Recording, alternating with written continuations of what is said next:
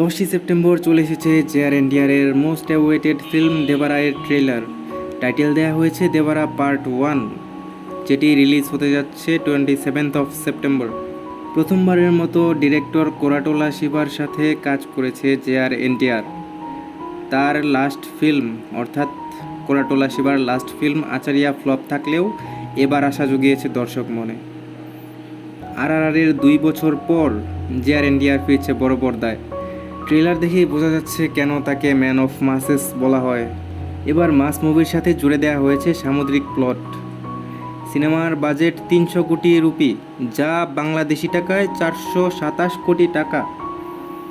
Larger than life দেখানো হয়েছে সিনগুলো, যদিও ভালোভাবে খেয়াল করলে খুবই আর্টিফিশিয়াল লাগছে গ্রিন স্ক্রিনের কাজগুলো। সিনেমার গানগুলো ভালো ছিল, বারবার শোনার মতো।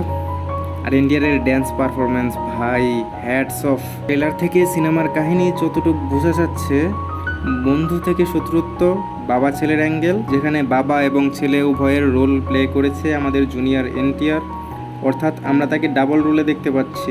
খুব সহজেই সামলে নিয়েছে দুটি রোল, আর নিজেই করেছে হিন্দি ডাবিং। কি সাবলীল হিন্দি তার। সাইফ আলি খানকেও দেখানো হয়েছে অ্যাট্রাকটিভ ওয়েতে, যথেষ্ট ফুটিয়ে তুলেছে সে নিজের ক্যারেক্টার অ্যাজ এ ভিলেন। আর হিরো ভিলেনের ফেস অফটা দেখার জন্য অনেক বেশি উৎসাহী দর্শক। জোরদার টক্কর দিয়েছে সাইফ আলি খান। মুভিকে কমপ্লিট করেছে অনিরুদ্ধের বিজিএম। প্রত্যেকটা সিনের সাথে অনিরুদ্ধের বিজিএম মুভিকে একদম অন্য লেভেলে নিয়ে যায়।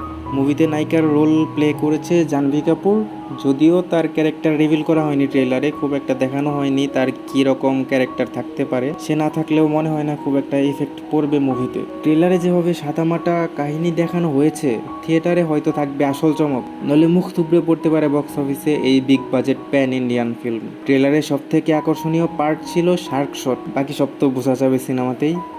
আপনাদের কি মনে হয়, এই মুভির কালেকশন কি ভাঙতে পারবে তেলেগু ফিল্মের সকল রেকর্ড? কমেন্টে জানাতে ভুলবেন না। আমাদের আগামী আয়োজনের জন্য অবশ্যই চ্যানেলটি সাবস্ক্রাইব করে বেল আইকন দাবিয়ে দিন। কোন কোন সিনেমার রিভিউ বা আপডেট আপনারা চান জানাবেন কমেন্টে। আসছি নতুন কোনো ভিডিও নিয়ে, ততক্ষণ নিজে ভালো থাকুন, অন্যকে ভালো রাখুন। ধন্যবাদ।